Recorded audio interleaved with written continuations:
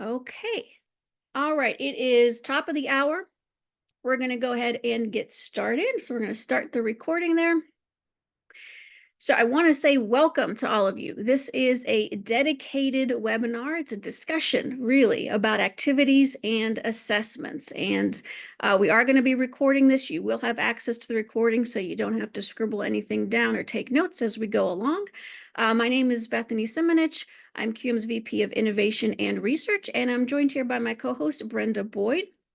And we are going to be talking about activities and assessments, hopefully moving you a little bit from confusion to clarity.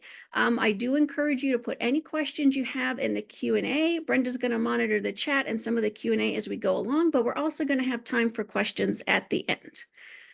All righty, so objectives for our discussion today. And I really think that it is a discussion because when we put out the registration link for this webinar, there was a little survey where you could submit your questions and your comments and your feedback in advance, and many of you did. So I see that as the start of our discussion, and I really appreciate you sharing all that good information with us. I tried to build in responses to all of your questions through the webinar, but we will have time for Q&A at the end. So we're going to talk about activities and assessments, their definition, the unique purpose and role of each of them, how they're evaluated using the QM Higher Ed rubric, specifically with regard to General Standard 3 and 5. And we're also going to look at some sample course maps. So look at course assignments and some examples of course assignments and try to discuss, are they an activity or are they assessments? All right, and a little bit of level setting or expectation setting. When I say clarity, from confusion to clarity, that clarity is a little bit gray. So sunny, partly cloudy though, okay? And this is why. Sometimes it's not always clear if a given assignment is an activity or assessment. And I can't say all quizzes are this, all discussions are this, and we're going to talk about that. So we'll discuss why. An assignment can't be both an activity and assessment. So sometimes that's confusing and you kind of have to pick one. What is the role of each? So we will discuss how to evaluate and going back to that purpose and goal.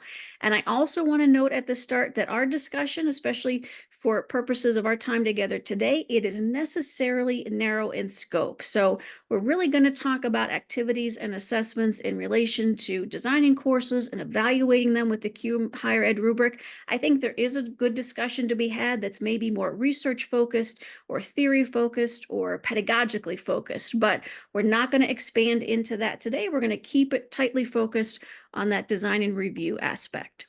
So let's start with some foundational background, the purpose and role of activities and assessments.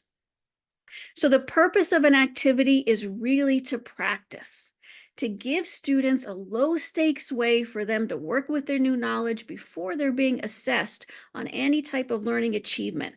I kind of like to think about these practice learning activities as giving students a safe way to fail with me as their instructor. So if they got something wrong, I don't want them to lose a lot of points on it. I want to find out early. I want them to know early on so I can give them a lot of good feedback, maybe direct them back to some of that instructional material. Activities are also really related to interaction. They can be graded or ungraded. So that is a confusion to clarity moment. Just because something is graded, it doesn't mean that it's necessarily an assessment. An activity can be graded as well, but it's low stakes. That's the point. So graded or ungraded, but low stakes. It's a great opportunity, though, for instructor feedback and instructor-learner interaction. That really is part of the functionality of activities. So some clear examples of activities. So when I say clear here, I mean unambiguous, clear examples of activities. A low stakes quiz that learners can take multiple times without penalty. Just keep taking it until you get that top score. Or maybe a drag and drop activity or a matching activity that follows them reading a chapter or watching a video. So a little bit of clarity here, some additional ideas. A course can have activities that we would not consider learning activities. We'd call them course activities. So these are things that students are definitely doing, they're engaging in, but they're not related to the course learning objectives. They're not related to course content. They may be things like that student introduction discussion, or maybe there's a little scavenger hunt with the syllabus. Maybe it's reading something so they can download software. So all of those are activities activities, but they're not asking students to practice their learning and work with new knowledge that's related to the course content. So when we say practice learning activities, we don't mean those course activities. Now let's move on to assessments. What's the purpose and goal of assessments? The goal there is to evaluate and measure. We're no longer practicing. I want to know how much you know towards that achievement of those learning objectives. Now, they could be formative assessments, so that's progress towards learning achievement, or they could be summative assessments. And we kind of think of those as the culmination of that learning achievement. I've really fully achieved those course objectives. How do they relate to interaction? Well, in terms of formative assessments, feedback is a vital part of that. I want to give students a chance to improve before moving on to those summative assessments. Interaction typically is not a real fundamental part of summative assessments. And let me give you a good example. Let's say students are taking a midterm exam, and none of that material is going to be repeated on the final exam. If I give them feedback on that exam for what they got wrong, it's going to be informative to them, but it won't necessarily help them improve because all of those topics are done, and then we're moving on to things that are going to be covered on that final exam. So some unambiguous examples of assessments, formative assessments, might be a paper draft, a full paper draft. Again, I'm assessing how well you're doing towards your achievement of those learning objectives. A quiz example is a timed quiz worth more, with a little bit more points, so a substantial quiz. Now that draft paper may lead into a summative assessment. That's the final version of the paper, and it typically does. That time substantial quiz, that's a formative assessment, that may then scaffold into a summative assessment, which is a timed closed notes exam. So formative and summative assessments, they're typically related to each other. Formative are really function as trying to scaffold into those summative assessments. But in both cases, I am evaluating student learning. This is not something that they're doing for practice. So these relate back to, most especially, to two specific general standards in the QM Higher Ed rubric. One of those is General Standard 5, and that has to deal with learning activities and interaction. So these learning activities, they foster interaction. They also facilitate student engagement. Activities are really there to help students achieve learning objectives, but again, I'm not evaluating them yet on that. They provide these good opportunities for interaction that are really focused on application. So it's that active learning perspective, that active component. And that really is a pretty good summary of specific review standards 5.1 and 5.2. Looking at General Standard 3, and that's about assessment and measurement. So here's where our assessments come in. They evaluate learning progress and the achievement of learning objectives. They directly measure the achievement of objectives, and they also have clear descriptive criteria for evaluation, whether they're formative or summative. So that's another difference that you could point to. Activities, again, they can be graded, but typically they're low stakes. They don't have an associated rubric, less robust criteria for those activities. All right, let's talk about how they function in terms of their differing roles and how we really need to think about that role and purpose of each when we're designing our courses. So why are activities important in general? Well, for a couple reasons. One is that idea to practice. So I want students to be able to work with their new knowledge, work with these new skills before I assess them on it. That's the good stuff of teaching, right? That gives me that really good opportunity for feedback and guidance. And it's a check for both of us. So when they are created well, when they're designed well, they function as a tool for student engagement, for interaction between the instructor and the learner, so engagement with your students as well. And they can also really foster community building.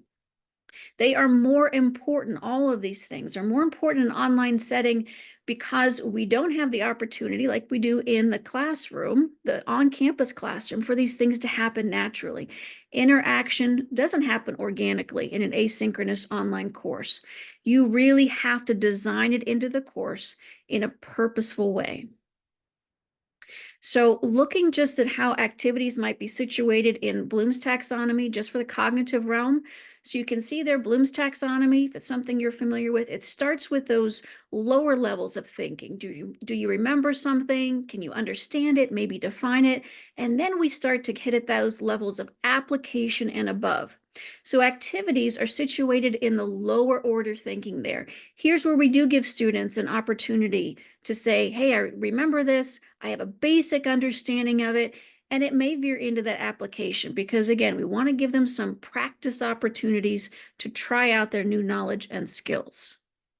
So again, role of activities, practice. It is a self-check for students, and it's also an instructor check because I can't see when my students are confused, especially in an asynchronous online class. So sometimes students don't know that they don't quite understand something until they get to an assessment. I don't want them to realize at that point. I want them to realize early on, right? Where I could say, you know what, maybe go back and review chapter 5, maybe go back and re-listen to this video.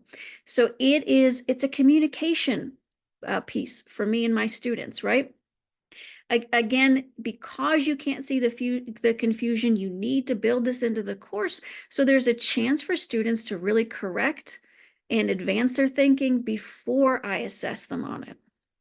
So what is the role of assessments? In contrast, the role there is to evaluate, not practice, evaluate. They are the true measurement of student performance and student achievement of learning. They demonstrate progress if it's a formative assessment, and if it's a summative assessment, it really is that true learning achievement that should reflect and encompass at least one of those course learning outcomes. So looking at assessments in terms of Bloom's taxonomy, you can see that they're situated at the top. So they reflect higher order thinking. They start at the level of application. So here's one cue to you. If you are looking at a particular assignment in a course or you're designing it, and it's really only asking students to remember or understand, it's not an assessment. Assessments start at application level or above. And here's where I'm asking students to evaluate and analyze. Okay.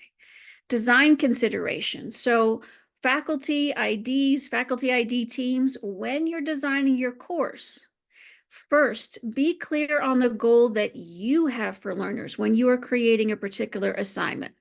If you're not clear on that purpose and goal, it will be very difficult for the reviewer and for students to be clear on that purpose and goal. So ask yourself, what is the purpose and goal there? You do want to build in some low stakes opportunities for practice. Again, it provides that opportunity for feedback and guidance, and it also helps you plan for good, regular, and substantive interaction. You want to make sure that your assessments really do measure student learning and they have clear criteria for evaluation. They should include both formative opportunities and summative opportunities.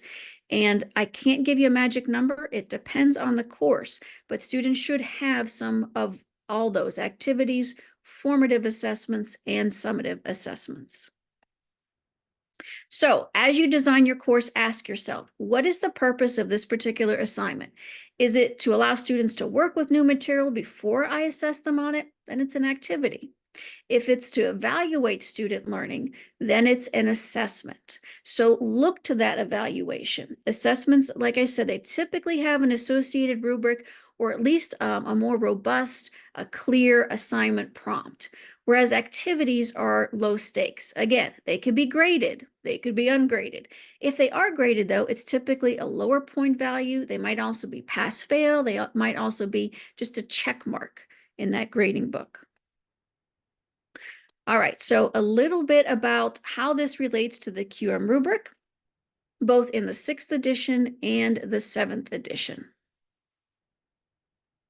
Okay, so let's talk about changes first. I know we get a lot of questions about, well, what changed with regard to activities and assessments in the new revised rubric, the QM Higher Ed Rubric 7th edition.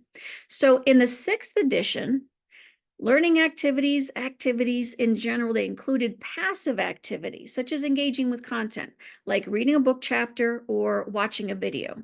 Those are technically activities. in a more general sense, but they're not the type of practice learning activities that we're really talking about now when we say activities and we're looking for that active learning and giving students a chance again to try out and practice and work with their new knowledge and skills. So just using that example of reading a book chapter, is it an activity that helps student learning? Yes. But I don't have any opportunity to work with new knowledge. I'm not practicing anything, and it's not an example of active learning, right? So this is something that we really clarified in the 7th edition, focusing on those practice learning activities that promote active learning. So reading a book chapter, watching the video, that read and watch part, no longer a learning activity. We're focusing on the do. Read, watch, do. That's a very common organizational schema for modules. And the doing is what we're focusing on now when we say activities. So a little bit about changes in the definitions, and there were slight changes between the 6th edition and the 7th edition. So these are from the glossaries and the QM Rubric workbooks, and the emphasis here, the bolding, is something that I put in. It's not in the glossary. But this is the definition of the activity from the 6th edition, and you can see there that it's still focused on practice, discovery, and trial and error. Looking at the 7th edition, we just made that a little bit more clear. Still includes that idea of practice, discovery, and trial and error, but we made it a little bit more explicit that it's an assigned course activity that allows students to practice their new knowledge. So again, differentiating itself from those general passive activities that ask students to engage with content. Looking now at the differences from the glossary definition for assessment. So this is the definition provided for assessment strategies in the 6th edition. I bolded the word there, measure, just to emphasize that that has not changed. It still was focused on measurement in the 6th edition. Again, the 7th edition, the idea here was just to make it a little bit more clear that that was the focus and goal. So instruments used to evaluate learning progress, formative assessments, and then also evaluate learning achievement, summative assessments. So we still have that idea of measuring learning achievement in there. But hopefully those changes that the rubric committee created in the 7th edition do bring you a little bit more clarity on what we're focusing on and what you're looking for in terms of those activities versus assessments. In terms of the process for assessments, this was spelled out in the glossary for the 6th edition. This ongoing process of evaluating student achievement, and there's some criteria there based on clear expectations, providing opportunities for learners to achieve those expectations, gathering evidence that that learning has occurred. So that's that measurement and evaluation piece, and then applying that information to improving teaching and learning. And the process of assessments did not change. It remained the same in the 7th edition. The only thing that changed there is it's now the process and strategy of, but all of the explanation there remained the same. So some guidance for reviewers, and hopefully these are going to answer some of the questions that you have. These also reflect some of the questions that our quality assurance team helps you answer. So activities are most frequently aligned with module learning objectives, not the course learning objectives. Now notice that I put there most frequently. That doesn't mean that an activity cannot be aligned to a course learning objective. But typically, activities are mostly aligned with those discrete, smaller level objectives that they're going to find situated within the module itself, those MLOs. Each activity does still need to be aligned. It should be aligned with at least one module learning objective. It should help learners achieve the course learning objectives, but it may not be directly aligned with course objectives, because remember, the primary role there is practice, not evaluation. Also, I've said this a number of times, so hopefully it hits home. Activities can be graded or ungraded, but either way, they're low stakes, right? So if you're using that as a cue, don't go by grading, go by the functionality of it. So activities can be graded, be a pass, fail, or also have a point value. If they are worth points, it's typically a small number. So consider the relative value. There may be a course where a formative assessment is worth 200 points, and that's the lowest assessment in the course. In that case, your activities might be worth 30 or 50. It's really in relation to the point values of the assessments. But typically, you are looking for a lower point value if the activity is graded. Assessments, on the other hand, are most frequently aligned with course learning objectives. So they do need to be tied to at least one course learning objective, could be aligned with more. They may also be aligned with module learning objectives. Formative can be hard to distinguish from activities. I think that's where the bulk of the confusion lies. That's where that big gray area is. So that's where you get your little partial cloudiness. So in these cases, the goal may not be clear because it may not have been clear in the mind of the designer as well. So that's why we also talked about the design approach here.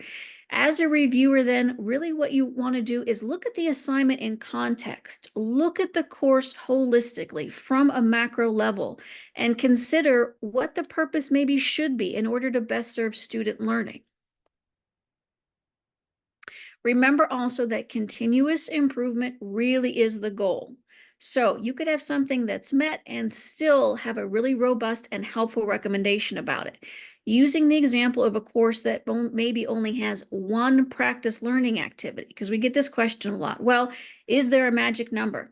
There's not a magic number. I can't say that if a course has 3 learning activities, it has met standard 5.1, because you really need to look at whether or not there are enough opportunities, enough good opportunities for students to have that low stakes practice, right? So something can be met and it still can be improved with your good and helpful recommendation. You may want to look at the course and suggest additional opportunities for students to have some practice before they move into a formative or summative assessment. And remember also, as a peer reviewer, you want to keep the student perspective, and that's inherently subjective. Your view as a reviewer is subjective. Your view as a designer and a faculty member is subjective. So that's also why we have that gray area, because there is subjectivity involved. So it may be unclear if a given assignment in a course is an activity or an assessment, but you are asked to really think about it deeply and decide what should the role of this particular assignment be, and then provide a rationale for how you determine that, and hopefully a good, helpful recommendation to improve it even further. Okay, let's move into, that's a nice setup for challenges of reviewing activities and assessments. So again, the difference is not always clear. Some types of assignments might be either an activity or an assessment, depending on how they're used. So it doesn't come down to the type of assignment or the tool being used. Some common examples of tools and types that could be either are discussion posts and quizzes. So let's walk through some examples of those. So looking at the example of a discussion. Let's say I'm using a discussion as an activity. Here's an example here. Students are really being asked to make connections between existing knowledge that they have, maybe in previous courses they've taken, their own experience, and then also new information that they're learning in the course. So I want them to post a real life example of something that they're reading about or watching about in the course, and they're going to post it to the discussion board. Each of their posts, very short, 3 sentences or less, and it's only worth 5 points. And I'm not requiring a reply, because the only reason I'm using a discussion board is I want all students to see these many examples of these course topics that we're talking about. But there's really not a reason to reply to a student, right? So that is an activity. I'm not really assessing them yet on their learning, just trying to get them to work with the new material and make those connections. Looking at it as an example of an assessment, though, maybe I'm still using the discussion board, but it's a role-playing exercise. So they are given a role and they're given a little scenario, and they need to first post what their response would be, what their perspective would be before they see what their fellow students post, right? So their initial post, it's a little bit more, it's worth 15 points, and they also have a targeted peer response worth 10 points. And there's an associated rubric for this assessment as well. So you can see they're both discussions. One is clearly an activity. Look at the point value, look at what students are doing, look at the function of it. One is clearly an assessment, has a rubric, has a post and a required reply, higher point value, higher order thinking as well. They're doing some analysis and evaluation with that. Using the example of a quiz. If I'm using a quiz as an activity, maybe I have a 5-point quiz and students are able to take it however many times they want until they get that 5 out of 5. They can use notes, they can use supporting material, they can phone a friend, and the highest mark that they get on that quiz is what goes in the grade book. Using a quiz as an assessment, on the other hand, a little bit more robust. So let's say that I'm having students take a quiz at the end of a module, and this is functioning as a formative assessment. So it can only be taken one time. It is timed, so they got to know their stuff, and it is worth 20 points, so much higher point value. Some of those quiz questions are going to be reflected on their midterm and or final exams as well. So that's a nice job of scaffolding from that formative to summative. So again, same tool and type quizzes can be used in one sense as an activity, another sense as an assessment. And this is why you can't say to me, well, what is a quiz? I need to look at it in context. I need to look at what students are actually doing in that quiz. Using another example, so this is an example within a specific single course and using an activity to lead into an assessment. And we're talking about a topic and an outline. It's a speech course, right? So public speaking course as an activity, I'm having students submit their topic. And this is really just a check for me. I want to make sure that their topic is right for the speech type and that it's appropriate for the college classroom. Very low point value there, only 10 points. However, then we're going to move into their outline. Once I approve their topic, that's a cue to them. You go ahead and start on your outline, and that is a formative assessment. So after their topic is approved, they then create a full outline of their, in this case, informative speech, including details for that intro, body, and conclusion. They also need to include at least 3 sources that they're going to use to write their speech. So this is worth more. It's a formative assessment. It's worth 30 points. This is a good example of sequencing and scaffolding so that students can kind of ramp up, but you have those prime opportunities, those necessary opportunities for feedback and guidance. However, you can't say, well, a topic is always an activity then, because here's an example of topic as an assessment. So let's say that I'm teaching a political science course and it's writing intensive. So learners are going to be working on a paper, submitting it at the end as a culminating summative assessment. They're going to submit a paper on a current political policy that they feel impacts American society. The assignment to give their topic submission is worth 35 points. And look at all I'm asking them to do in this. So not just submitting the topic, it's not just a checkbox. I want to know what U.S. policy they're going to be working with. And that's a check for me. Is this actually an existing U.S. policy? I want them to briefly explain how they feel that it impacts American society. Again, another check for me, whether or not this is an appropriate topic for this big paper that they're going to be working on all term. And I also want them to briefly describe the position that they're going to be prepared to take. Are they going to advocate to keep the policy, revise it, or eliminate it, and why? And so right there you see higher order thinking, analysis, evaluation, maybe even doing a little bit creating. But here's where also I'm checking their thinking in that formative assessment before they move on to a summative assessment. Because if their thinking for their positionality isn't right here, I definitely don't want them to put that same thing in the summative assessment. I want to give them some guide back during that formative assessment. As an alternate example of an outline, here's an example of using an outline as an activity instead. So let's say that I'm teaching an English composition course. And I'm really getting students started with the idea of how to organize their ideas well into an outline. And I provide them with some general statements and then some more specific statements. And they're doing a little drag and drop to identify what are the general statements, what specific statements should be organized under those. And I'm really just checking their thinking. Do they understand the function of an outline? Are they able to pick out general versus specific? And so probably a low stakes activity here, but example of an outline as an activity. Okay, we're going to finish it out out by talking about some course maps in general, also walking through some examples, and then we're going to get to your questions. Okay, so a little bit about course maps. So with the rubric revision, the QM Higher Ed Rubric 7th edition, when you submit your course for a QM certified review, you're now asked to also submit with it a course map. So this is something that the course representative creates. So this is the first checkpoint for you as you are creating that course map for your course. And frankly, even if you're not going to put your course up for a QM certified review, doing a course map or alignment map is a really good exercise to engage in whenever you design a course. It gives you a chance to check your alignment, gives you a chance to look at the course holistically, and also to adopt that student perspective. So I do encourage it as an activity for you, even if you're not going to submit your course yet for QM certification. So it's something that you create, and that first check is whether or not it's clear to you.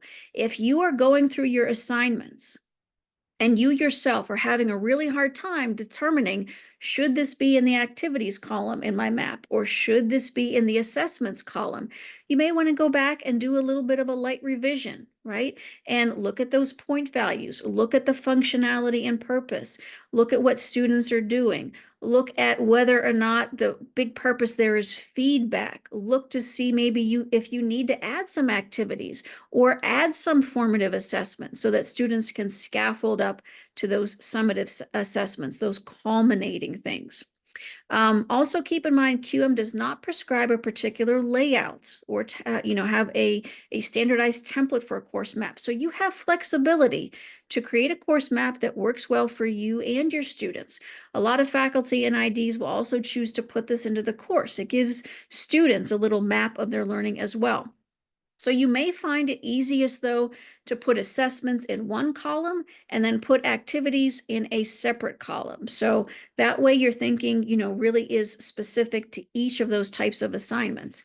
And again, assessments, they typically have an associated rubric. If they don't have that, it's usually a more elaborate assignment prompt, a more extensive set of criteria, and you can link those in the course map as well if you want.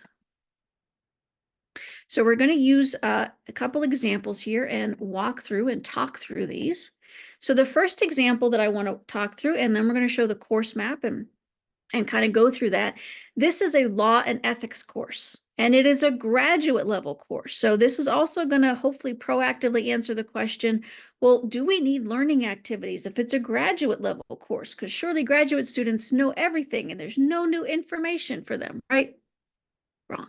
So this is a graduate course in the MBA program, and it is new information for them. So it's the first course in the program that deals with ethics, and they may not have encountered this before. They may have no existing knowledge of how to deal with ethical dilemmas.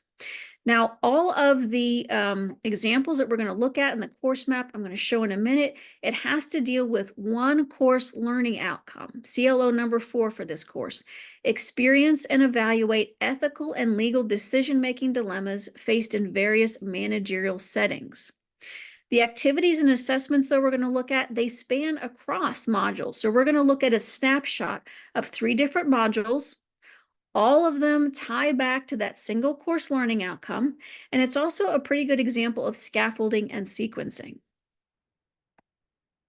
Okay, so you see here that we're looking at 3 different modules. That's that first column, Module 3, Module 4, Module 5. And this is just a snapshot. This is not a full map of the whole course. Couldn't fit it all on the screen. Okay, so I've also pulled out one module learning outcome from each of those modules, 3, 4, and 5, that has to deal with ethics. And you can see there that the last column there, course tools, and then the column before that, instructional materials, that's the rest of your alignment. So that's the materials students are engaging with and the tools and technology. But we're really going to concentrate on columns 3 and 4 there, assessments and learning activities. Okay, so let's look at the example module learning outcome, module 3 in that first row. Explain the corporate cultures as well as management policies and strategies that often lead to ethical dilemmas. So I might have a learning activity that is a short answer essay very short, 1 to 2 paragraphs. And I want students to describe a management policy that commonly does lead to an ethical dilemma, and then also provide a common good solution. Low point value, 10 points. And really, I'm just checking their understanding there. Do you have a sense of some of the common things that are going to lead to those ethical dilemmas? The assessment there that's associated is a mini essay. So they have mini essays throughout the course. This is about manager dilemma. 35 points. It has an associated rubric, but you can see how I'm kind of checking their understanding of responding to dilemmas as a manager before they write that essay. Okay. Looking at that second row there. So module 4, the example module learning outcome, identify stakeholders, contract laws, and ethical theories involved in a hypothetical business case. Now, I might have a learning activity there. That's a discussion. And I labeled this, what would you do number 3? Because they have discussions throughout the course that are called what would you do?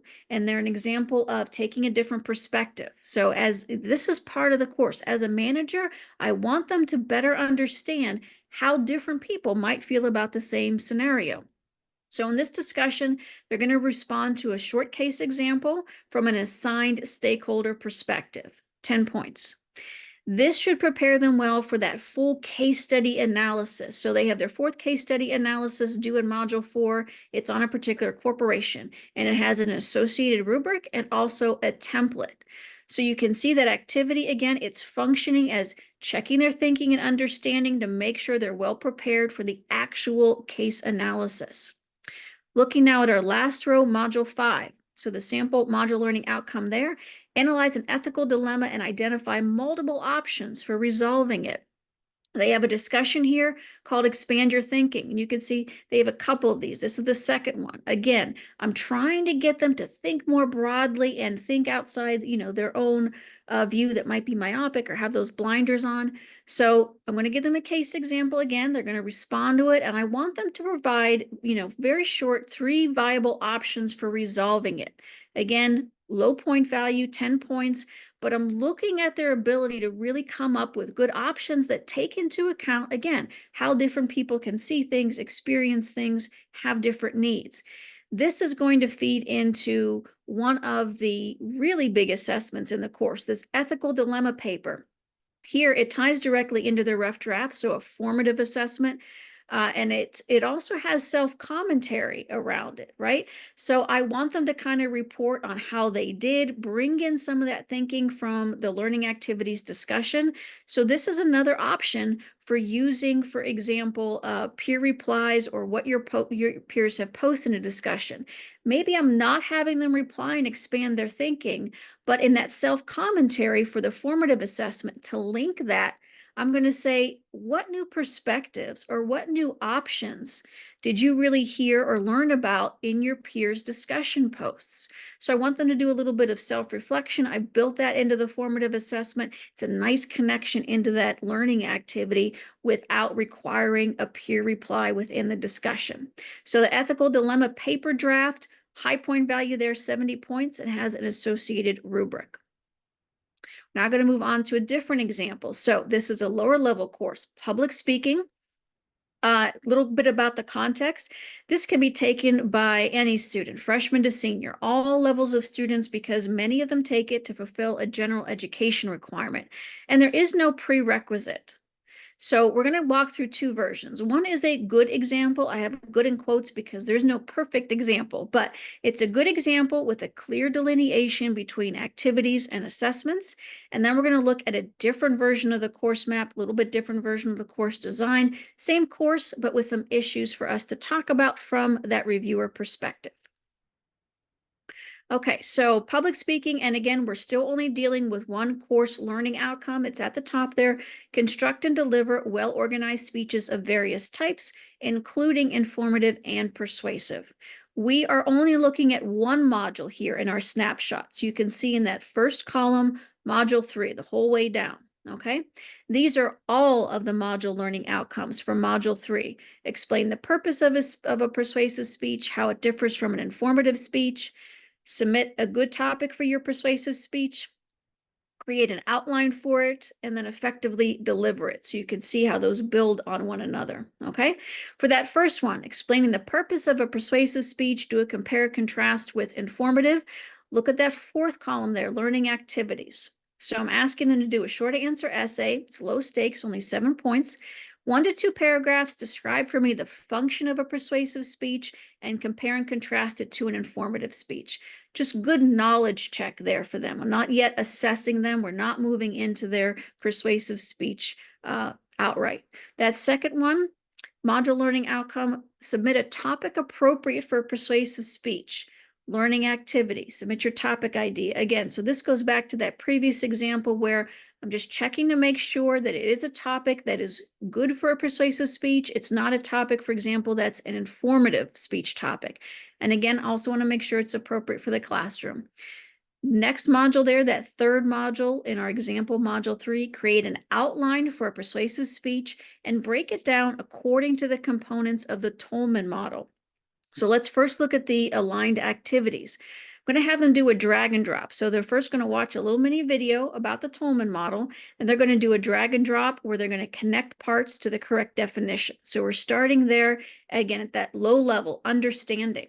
Okay, that then is going to lead into a mini quiz. So they're going to get an example outline, and I want them to identify the various components using that outline of the Tolman model. So you see there, I'm preparing them, doing that knowledge check, making sure, number one, that they understand the Tolman model.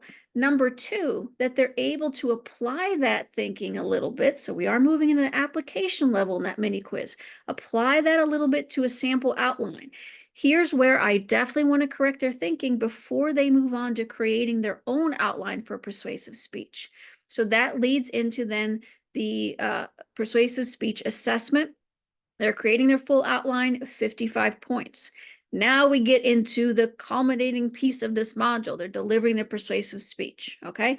So in the assessments column there, you have the summative assessment, persuasive speech delivery, very clear there, high point value. But look at the learning activities. So as a practice learning activity, I'm having them deliver their speech. That's also ensuring that they have it done before they deliver it, for their culminating summative assessment. So a little bit, kind of building in some good things to ward against procrastination for them. But they're delivering their speech to their speech buddy. Everybody gets assigned a speech buddy at the beginning of the term. They are not evaluated on their speech at this point, not the speech, not their delivery of the speech. They are giving, however, feedback to their speech buddy. And that's that check mark there. So low point value, 15 points for peer feedback. I really want to make sure that they're, putting their listening ears on and putting all that information to good use that we learned about active listening. And again, it provides them an actual practice for delivering their speech. So this is pretty clear in terms of activities and assessments. Good example, good snapshot example of a course map.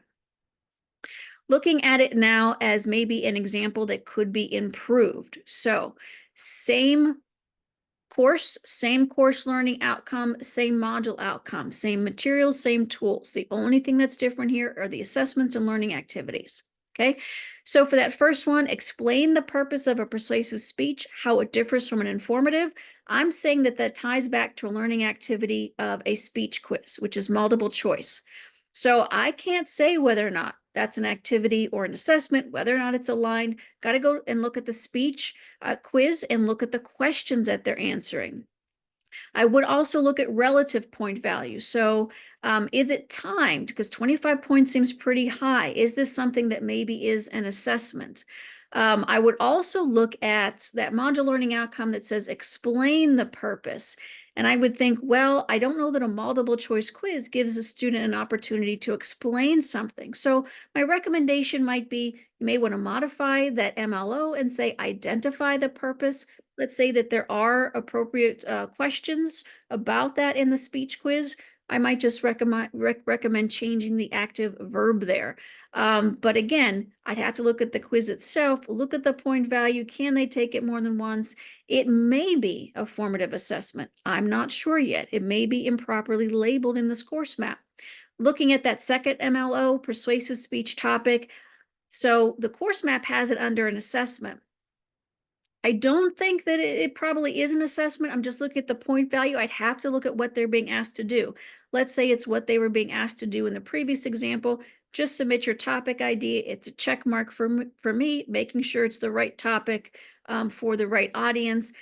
That in this sense, I might make the helpful recommendation. I think this really is a practice learning activity, good opportunity for you to give some feedback as the instructor. So you may want to situate that in the learning activities column instead. Looking at the third one, creating an outline, break it down according to the Tolman model. Again, whether or not that speech quiz number 3 is a learning activity and is aligned with that MLO and does give them a chance to practice and work with that Tolman model before that persuasive speech outline assessment, I don't know. I'd have to look at the speech quiz. It could potentially, even with that though, again, I'm looking at that 25 points. If it is timed, to me, that's really more of an assessment. So my recommendation might be, the Tolman model is pretty complex. You have students from freshmen, on up taking this. I know they don't have any background in it. You may want to add a learning activity that allows them to work with it a little bit more so you can give some feedback and correct their thinking. Okay, so there's an example there of how you might approach this as a reviewer, even with that persuasive speech delivery. You may want to say, hey, give students even an optional opportunity to practice. And maybe you set up a synchronous session and students can pair up in breakout rooms. So that's the power of good and helpful recommendations. It's not that anything here is objectively incorrect when I first look at it, but I have to go and really look at the specifics in the course. I have to look at it in context. I have to think about the role and purpose. Look at the course holistically and from the student perspective. And again, it's my job as a reviewer with that student perspective to help ensure that students have a chance to practice in a low stakes way so that feedback and guidance is really exceptionally valuable and can help them improve before they are assessed. So if you want to learn more about course alignment maps, I did want to let you know that we have a dedicated workshop on this. If it's a topic area that's of interest to you, creating course alignment maps, you can do it as a 4-hour virtual synchronous workshop or a 2-week asynchronous workshop. And we have both public or dedicated sessions. So you can enroll as an individual for $220 a seat, or if this is something that maybe a faculty cohort group or your instructional design staff really want to get together and do it as a workshop together, maybe it leads into some good campus conversations or some campus activities, or even creating an institutional or a program template for course maps. You can definitely do that and do it as a dedicated session, so you can have up to 25 attendees in that. So with that, let's look at the questions and comments. Hi, Bethany. We have quite a few questions that are still open. And some of them are kind of similar to each other. So I'm going to kind of maybe summarize a little bit. Absolutely. Take it away. So there's been a question about, and this one's been asked, I think, a couple times about, do you have to have an assessment and an activity for every module level learning objective? Is it okay to just have activities for module level learning objectives? Yeah, again, and Brenda, you may have a good response to this as well, but for me, it comes down to that magic number question. I can't say that every module is supposed to have one activity, one assessment, and et cetera, et cetera. It really is looking at the course holistically and say, does this module need an opportunity for students to practice before they are assessed? It may not need an activity. It may not need a formative assessment. You may only have 2 summative assessments, one at the midterm and one at the final. So there is no magic number. Okay. So along those lines, for an activity versus an assessment, could 2 practice attempts on the quiz be the activity, but the final highest score on the quiz be the assessment? That's a good question. All right.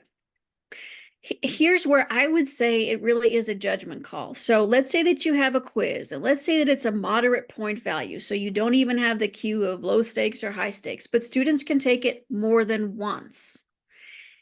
Well, I've been looking at things like when they take it, can they use notes? When they take it, even though they can take it multiple times, is it timed?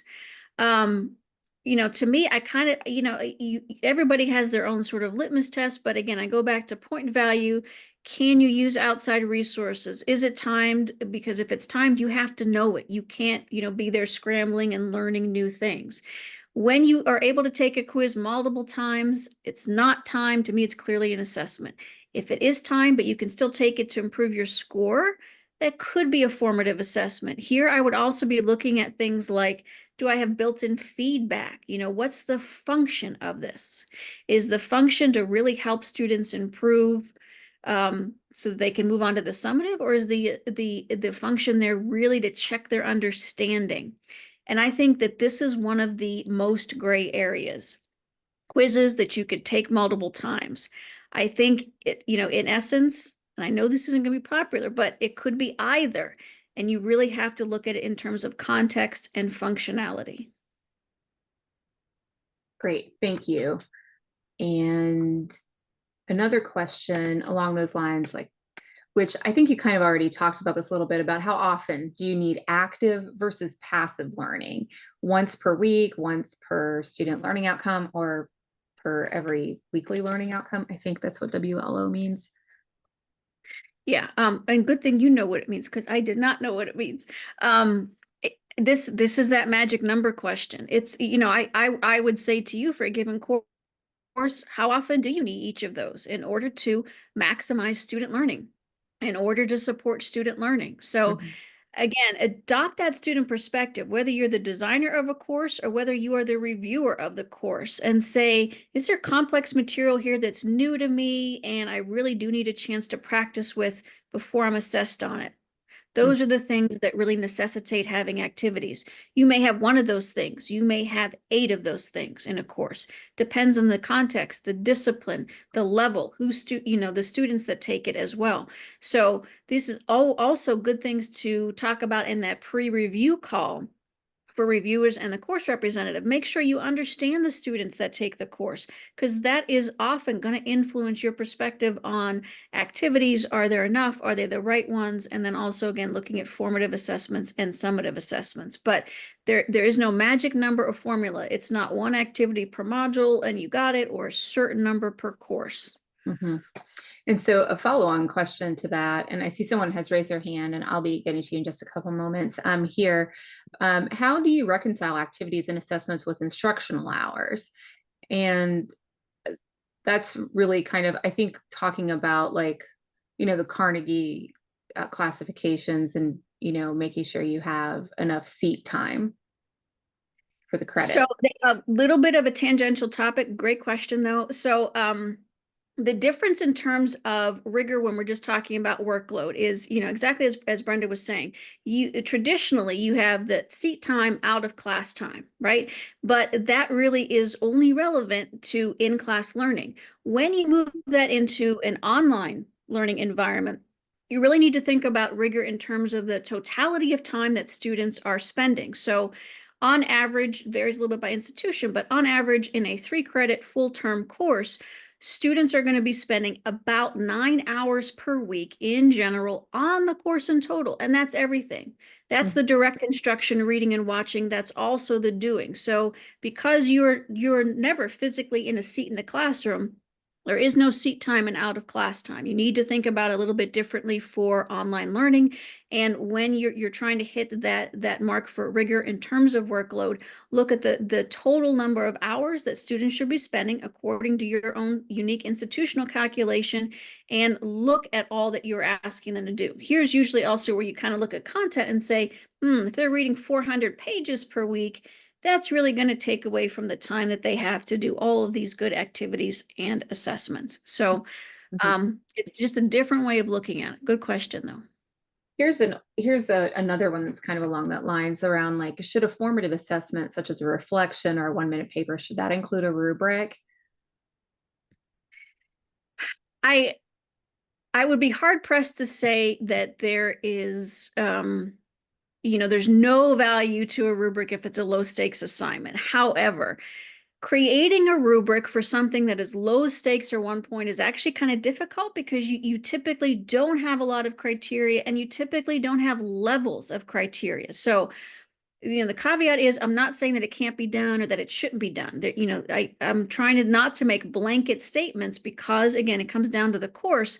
But in general, when you have a low stakes assignment, 1 minute paper, muddiest point paper, both great reflection activities, you have a journal one, you may just want to have a more detailed assignment prompt about the what and the why, and maybe not a full-fledged rubric. A good litmus test for you is if you are trying to create a rubric for a particular assignment and you find it difficult because there's not a lot of different criteria, there are really not clear levels, there's really just pass, fail.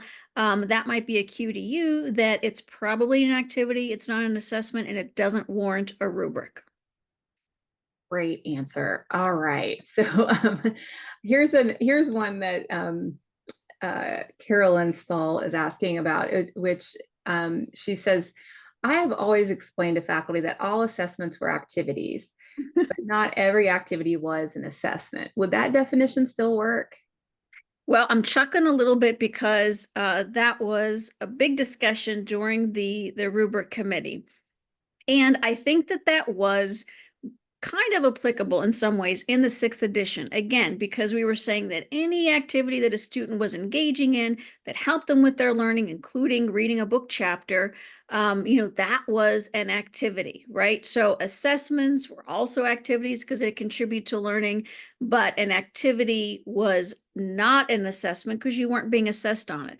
I think in general, it still holds true for the 7th edition, except we're really trying to pull out the terminology. So an assessment is a learning activity in general, just like reading a book chapter is a learning activity in general. But we kind of pulled apart the definitions in order to try to add some clarity there. So when we say learning activity now at this point, we're talking about practice learning activities, giving students a chance to practice. So in that sense, assessments would not be a practice learning activity. I hope that made sense. Yeah. And practice learning activities are not true assessments. So what you said, I believe, was kind of correct for the 6th edition, but because of the embedded confusion in that, that's why we kind of redefined and more clearly defined learning activity as that opportunity to practice learning activity. All right, questions are still coming in. So let me, I want to be conscious of time too. So, some of the questions are a little tangential, a little bigger than what we can get into here during the Q&A, but we'll, if anyone would like to contact us offline, you can. So we said, so there's a question here about, are activities versus assessment evaluated on the course maps information alone? We have had maps sent back on the worksheet without reviewers in the course because of the assessment activity split. Don't reviewers have to see the course before making those calls? Okay, good question. And before I say that, I'm also going to say, as Brenda mentioned, we are close to time. I'm happy to sit here and continue to answer the questions. And Brenda, if you could check if that works for our recording. If you have to leave at the top of the hour, please do. But we can continue to record and answer some of these. If you want to stay on, I'm happy to as well. Okay, so for the question about the course map, you have had course maps sent back on the worksheet without reviewers in the course. Here is why. So our quality assurance team does take a cursory look at those course maps before they are put through. And if there is something that is clearly not clear or that they know is going to cause problems for peer reviewers, they do send it back because they're trying to ensure that you are not going to have that problem once the course review actually begins. So it's a little bit of an opportunity for you to go back and make things a little bit more clear and revise it. It's very similar to the check that we might do for the measurability of learning objectives, for example. So we know if those learning objectives aren't measurable, the course review can't move forward. Some of the course maps, this is why we spend some time talking about course maps, making sure that you do that self-check when you do it. Is it clear to you? If it is not clear to you, it is not going to be clear to reviewers. And so we're just trying to save you some time, save the reviewers some issues as well. Okay, great. Thank you. And Teresa Sadler has had her hand raised, and I want to allow um, allow Teresa to ask a question live. So, okay, so your microphone is on, Teresa, if you'd like to unmute yourself to ask your question.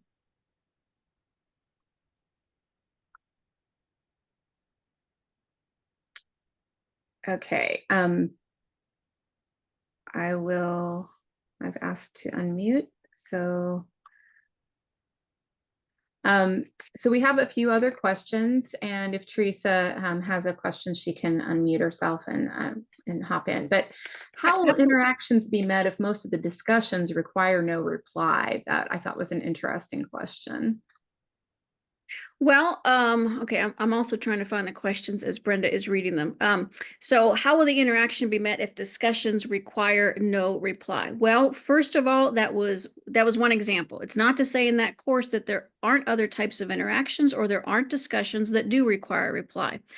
Also, keep in mind that QM in a certified review and via the rubric, we do not require learner-learner interaction, right? So you're always going to have content-learner interaction. You always have instructor-learner interaction. That's also relevant to RSI, regular and substantive interaction. You may or may not have learner-learner interaction. That is specific to the course. There's even a place in the course worksheet where you can talk about that. So there's different types of interaction. There's different ways for students to interact. The reason that I specifically used a discussion where it doesn't have a required reply was I was trying to expand our thinking a little bit about discussions and how you can use them as a tool. I think sometimes when we think about online courses, we think, well, it has to have a discussion. And then we ask these questions that are great for the face-to-face classroom, but maybe they only have one or two right answers. And yet we are requiring that students reply to at least one student. It's like, well, what do you say? Right? So, for discussions, I always suggest, especially if it's an assessment, see if you can have a clear rubric around it. Look at that peer reply. If all you're saying for that peer reply is you have to reply to at least one student and you can't say just you agree or you disagree. Well, what am I supposed to say then? Is it a substantive reply? Is it meaningful? Is it going to add to student learning? If not, I might use that discussion board in a different way and say you can reply if you want, but really my goal here is for you to see how your peers approach this. I don't really have a reason for you to reply. So I did that specifically to say you can use that discussion board in various ways. It's not the only tool for interaction. It's not the only assignment type for interaction, and you are not required to have learner-learner interaction. It's about the course and what will be beneficial to students. So thank you for answering that question. Asking that question. It was a good one. Julie Smith asked, standard 3.3 notes that specific and descriptive grading criteria is stated clearly. Since 3.3 is referring to assessments, is it the case that graded activities don't necessarily have to have specific and descriptive criteria for grading? Ooh, that's a good question. I don't think I would ever say that if an activity is grading, you shouldn't be clear with students about how it's going to be graded. So I'll say it that way. Now, if an activity is low stakes, graded, but it's low stakes, you may not have a lot in terms of that specificity or, really descriptive criteria. Like let's use the example of submit your topic for the persuasive speech. I may just have a couple sentences here saying you will receive full credit if you have a speech topic that is persuasive rather than informative, and using the guidelines that I posted in the course, it's appropriate for our class. That's it. So, I guess, it depends on how much we want to narrow or expand our thinking on specific and descriptive criteria. But in general, low stakes activities, they may not have a lot of criteria for evaluation, even if they are graded, because it's not about evaluation and measurement. It's about that practice. But I would never say, don't tell students how they're going to be graded. That's a good question. Okay, so This is fun, Brenda. Yeah, These are great questions, y'all. they are great questions. Yeah. We have such a great Yeah. community. Oh, and I see people saying thank you in the chat. Again, if you have to leave, please do. Thank you so much for attending. We're going to keep talking, and all this will be recorded, so you'll be able to just fast forward to the end and catch any questions that you might have missed. But thank you so much for all of your questions and for attending. All right, hit me, Brenda. Okay, so we have a question about, interestingly, we have lost points on QM reviews because we didn't have an assessment or activity each week for each module level objective. In what situation would we be able to have a module level objective that doesn't have an activity or an assessment? Okay, so I think there's two things going on there. So if it was the situation where you had something marked as not met by reviewers because there wasn't an assessment and an activity each and every week, that may have been due to reviewer confusion. I'm not sure if that's what you're saying, but that's why, this particular webinar, it's about design and it's also about review. So peer reviewers, again, no magic number. Each week does not have to have a specified number of activities and assessments. You may have learning activities one week and no assessments. You may have a week that's only summative assessments. But that second part of your question, in what situation would we be able to have an MLO that doesn't have an activity or assessment? In no situation. So every objective, whether it's course level or module objective, does need to be aligned with something, whether it is an activity or it's an assessment or it is both, right? So every module learning objective does still need to be tied to something. It can be tied to one or more activities. It can be tied to one or more assessments, but it can't just live out there on its own and not be tied to anything. I hope that answered your question. If not, I encourage you to re-ask it. All right, I have promoted Karen Canales because she had her hand raised. Do you want to ask your question live? If so, you can unmute.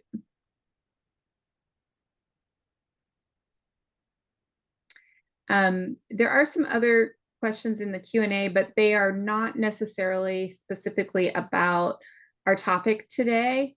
They are about like seat time and about helping faculty through the process of moving their course online. Pretty weighty question. Also about making sure that the instructions are written clearly. I would say on that one, just ask somebody to read your instructions for the assessment expectations and instructions. Ask a colleague to read them and see if they seem clear to the reader as one method of making sure that the assessment expectations and instructions are clearly written. If you have some student workers around, ask them to read them. That's another surefire way. Yeah, that's excellent advice, Brenda. Always have somebody read your assignment prompts to make sure they're clear. If you are interested in assignment prompts and course maps, I'm also going to be doing a session on this at QM Connect. So you may want to attend that because I am going to be talking about assignment prompt clarity. But yeah, echoing Brenda's suggestion, have somebody read it. Even some, maybe somebody who's not an ID, not a fellow faculty. This is a good Thanksgiving family activity because your students don't know anything about your course, right? Neither does your family. And so they're like, what do you do for a living? Well, I teach X and Y and Z. Would you love to read my assignment prompt? Who would say no to that? Yeah. So here's one about what if a module level is only tied to an extra credit assignment? Is it okay? And I was just about to say no. I would agree with that, Brenda. Yeah, because extra credit means optional, and optional activities are great. Building an extra practice for students that may need or want that, but each objective does need to be aligned again with at least one activity and or at least one assessment.